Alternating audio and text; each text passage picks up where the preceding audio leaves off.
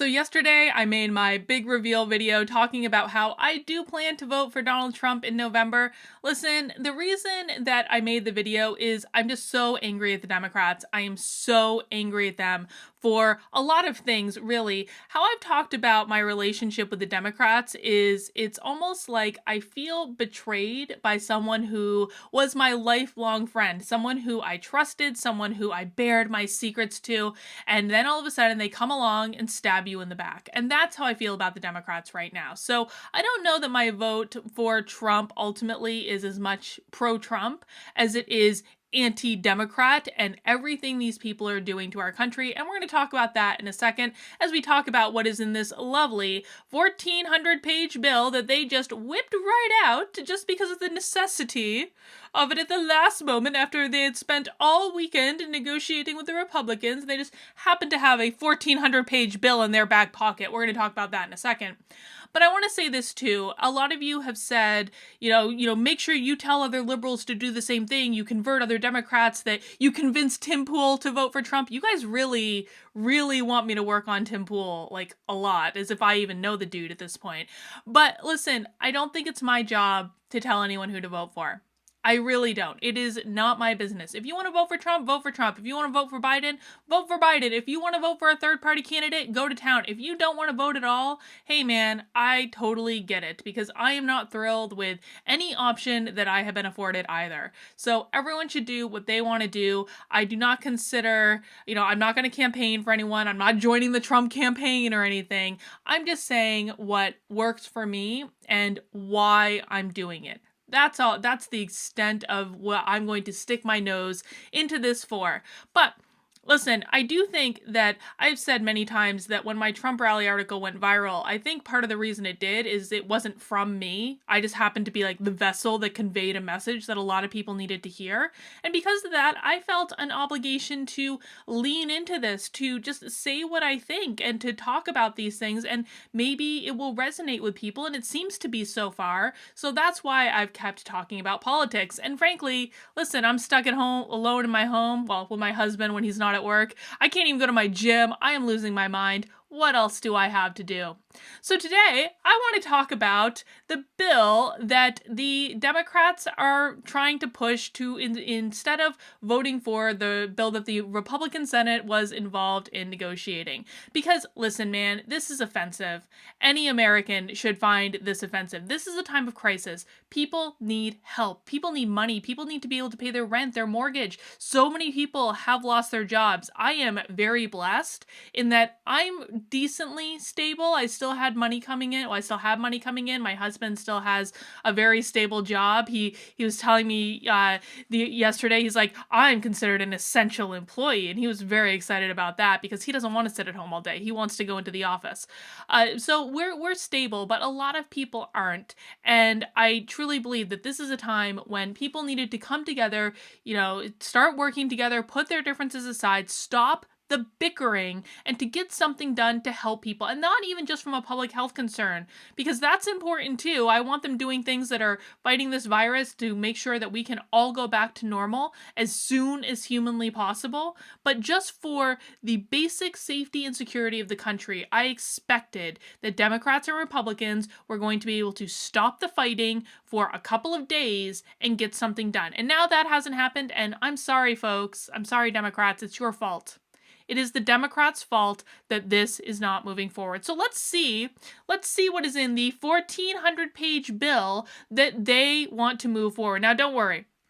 We're not reading this 1,400-page bill today. If you want to go and read it, you go and read it, but I'm not reading 1,400 pages. I'm not insane. Luckily, we have this guy on Twitter, Oilfield Rando, who has done some of the legwork for us. And he's got, I'm assuming it's a he, I should say they. They've got this whole thread where they talk about some of the things that are in this bill. And I just thought we would take a quick look and see what they've got. So, WTF NOAA gonna do about the coronavirus? $33 million for new facilities. Why do we need $33 million for new facilities for the National Oceanic and Atmospheric Administration? That doesn't seem to me to be a coronavirus problem. How about this next one? Why does Nancy want $100 million for NASA and $100 million for construction and environmental compliance? You want to talk about slush funds? What does this have to do with coronavirus? I think that is a very good question. OMFG, Nancy is demanding $278 million for the IRS. For the IRS. Now, I'm not going to say anything bad about the IRS. They're going about their business. They're doing their job. They've got a hard job to do, man. I work with a lot of accountants. Accountants have a hard job, and they're, what was going to be their busy season now. I don't know exactly how that's going to go. But do they need $278 million right now? I'm going to guess no. I'm going to guess that is not a national emergency. Jesus H. Christ, Nancy's coronavirus bill wants $35 million for the JFK Performing Arts Center. And I saw another tweet basically showing like they gave her an award not too long ago, so I wonder why that could be. $90 million for an HIV program? I thought we were fighting coronavirus here. Gee, that's what I thought too. WTF is the National Center for Advancing Translation Services. So apparently they need $36 million. The National Center for Advancing Translation Services. Does that sound like an emergency that we should be funding right this second? Listen, I'm not going to say that some of these things aren't worthy causes. I was raised like in the arts. I was raised in music programs. I always wanted the arts and music to get more funding than they do. I'm not actually opposed to, where is it? $35 million for the JFK Performing Arts Center. I'm not fundamentally opposed to that idea. But not right now. Not right now. Not in this bill. That is not the point. You can give them $35 million later if you want. This is not an emergency. What else? $7 million for one DC charter public school. For one public school. I do think that's very interesting. I'm not gonna make any further comment on that one though, for conflictual reasons. Howard University gets a $23 million handout.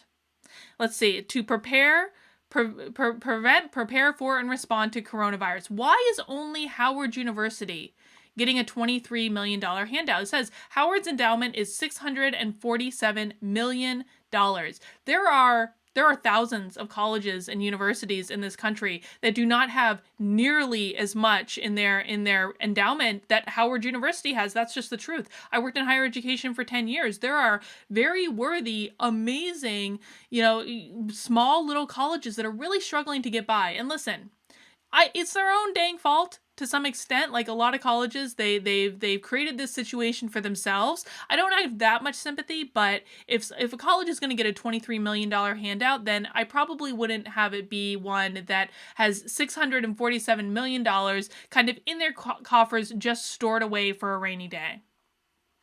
$300 million for the Corporation for Public Broadcasting. $500 million for the Institute of Museum and Library Services. Why?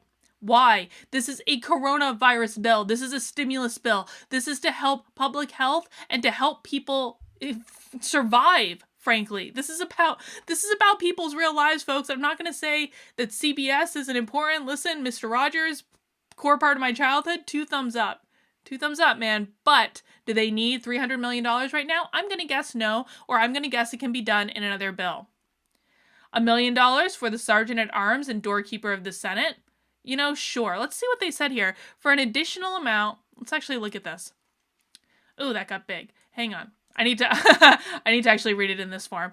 Contingent expenses of the Senate, Sergeant at Arms, and Doorkeeper of the Senate for an additional amount for Sergeant at Arms and Doorkeeper of the Senate, $1 million to remain available until expended to prevent, prepare for, and respond to coronavirus. For what? What do they need? I mean, again, if this is actually a legitimate need, then fine. But, geez, man. $300 million for migration and refugee assistance. Did you guys see the other day in the daily press briefing where Trump, they asked Trump specifically, like, are you going to test illegal aliens for coronavirus? And he said, yes. Yeah, of course we're going to test them. I mean, hey, maybe that $300 million is for that. I would actually be in favor of that one. Oh, you thought the wokeness ended at diversity of corporate boards?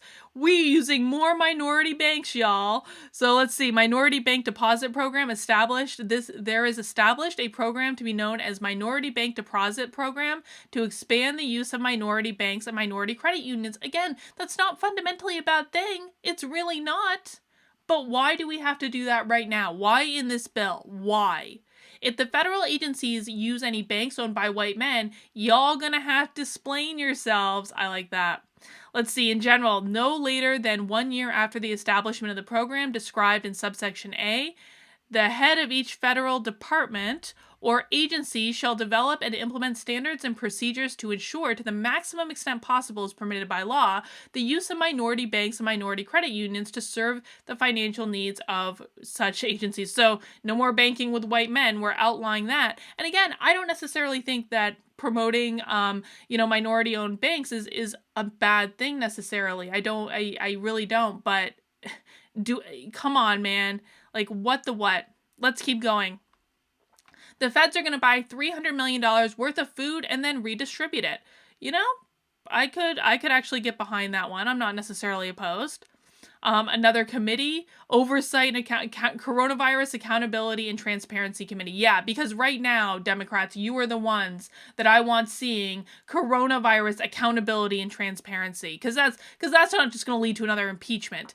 Wi-Fi, hotspots, and iPads. We're holding up relief to Americans for Wi-Fi, hotspots, and iPads. Incredible. Yeah, that's exactly what it said. Look at this. Raise for support for Wi-Fi, hotspots, and connected devices. I mean, come on. Real people need this help right now. And you guys are messing around over this. This is just, it's absolutely absurd.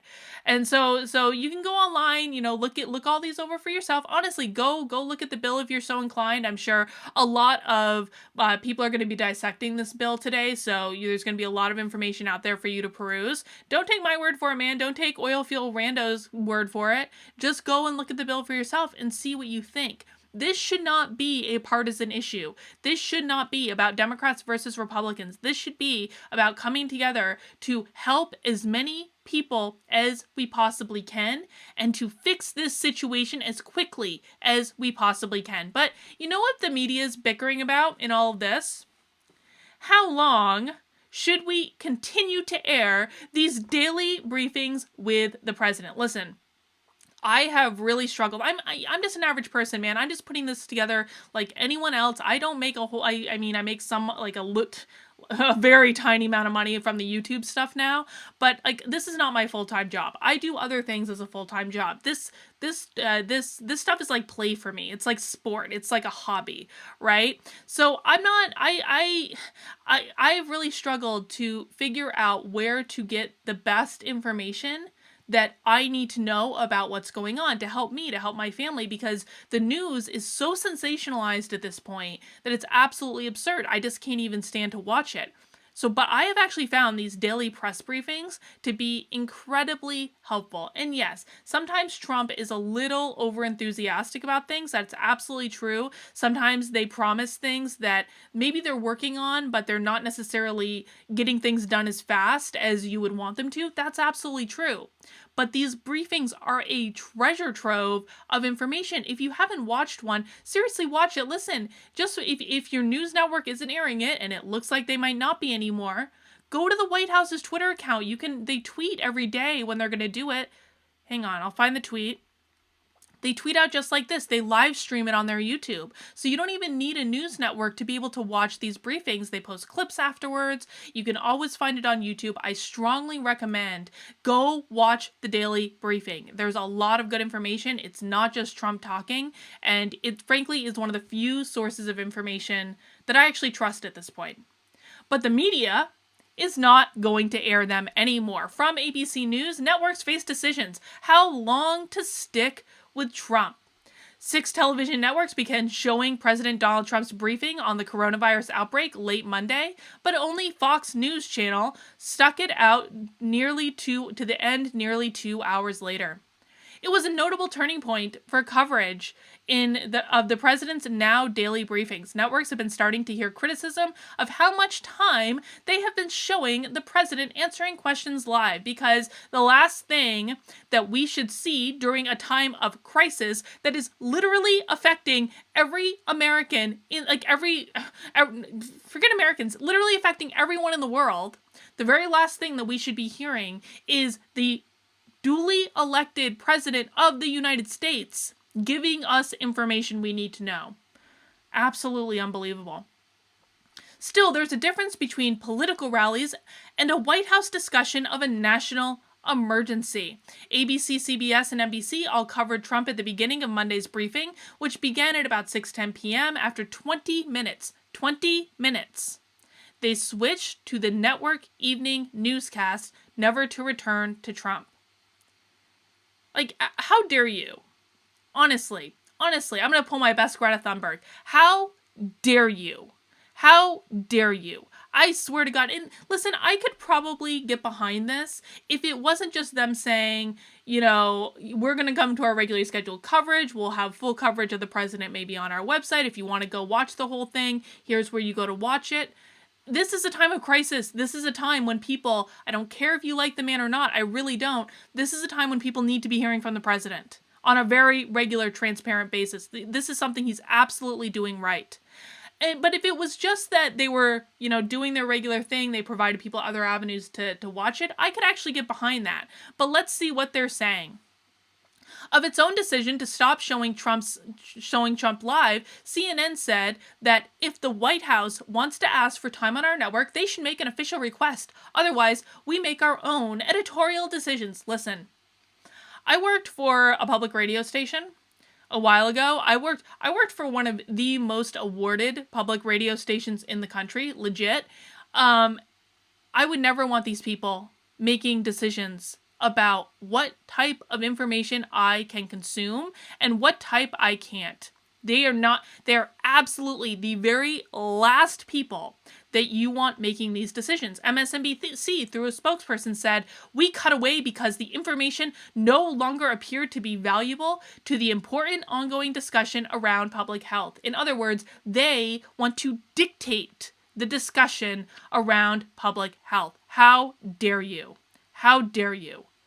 The network's top star, Rachel Maddow, said Friday night that the television network should no longer show Trump live. She cited examples of what she called false or misleading statements the president has made in past briefings, from general suggestions that the government had the virus under control to more specific discussions about drug treatment.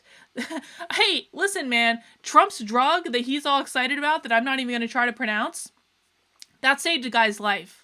That saved a guy's life in Florida. Like, you think that guy and his family is complaining about how these briefings don't provide valuable information around the discussion of public health? Are you kidding me?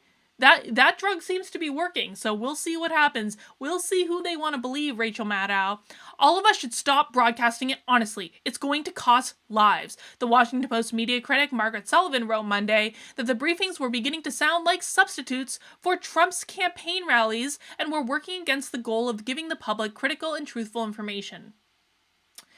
If you have ever been to a Trump rally, you know that this briefing is nothing like a Trump rally. It is nothing like a Trump rally. What are you talking about? Just because the man is talking in front of a group of people does not mean he's holding a rally. He is doing exactly what he should be doing.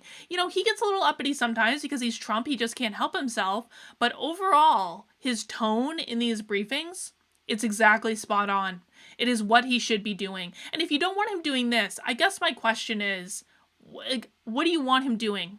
What would be a win for you? What could the man do that you would say, "Yep, good job, Trump. You're doing it right." What do you want from him? I just don't get it. There is no win that this guy can have. And I understand the bickering when things are normal. I do not understand the bickering when we are in a time of crisis. So listen, I really think that the best thing you can do, oh, by the way, here's the other thing. Remember just like 6 months ago when the press was complaining that Trump had stopped holding press briefings? I mean, this is just like more evidence, right? The guy can't win no matter what he says, no matter what he does. This is from ABC News. Same exact site, ABC News, on September 11th, 2019, Trump White House hasn't held a traditional press briefing in 6 months. Wednesday marks 6 months since a White House press secretary last came to the podium in the briefing room to field questions from reporters in a traditional format, and the Trump administration has no plans to resume the daily and sometimes combative encounters with the White House press corps. Trump communicates directly with the American people more than any president in American history. The fact that the White House press corps can no longer grandstand on TV is of no concern to us. And listen, I actually always thought Trump should hold briefings. I was actually kind of annoyed with him. I'm like, you know what? You put on your big boy and girl pants, you go out, you talk to the press, you answer some questions, you deal with the nonsense. It's what you're paid for. It's probably what you're really good at. Just go have the briefing. I was not in favor of them canceling press briefings. But they just can't win. Whether he does or whether he doesn't, this was not that long ago. This was in September. Trump hasn't held a press briefing in 6 months. Let's dig in for that. Oh, no. Oh, how long should we show his press briefings? Listen, they have one job. They have one job. To just call anything the man does bad. And this is not the time for it, folks. This is a time when we need to stop. This is a time when we need to come together and try to figure out a way through this situation that's going to benefit literally every single one of us. So the best thing I would say, listen, pay attention to the White House Twitter account. Make sure you're watching the daily briefing. If you aren't, make sure you're even just watching clips of it. Again, I have found it to be incredibly helpful to continue to watch this coverage and, fact check it, keep him honest. Again, Trump does like to exaggerate sometimes. He gets a little excited. He gets a little ahead of himself. They've been promising things that they don't quite meet the demand for, but I still think it is a really important exercise in terms of letting us know what they're working on, what they're doing. I love that they're doing it every single day. This is what leadership looks like, and it's what the country needs.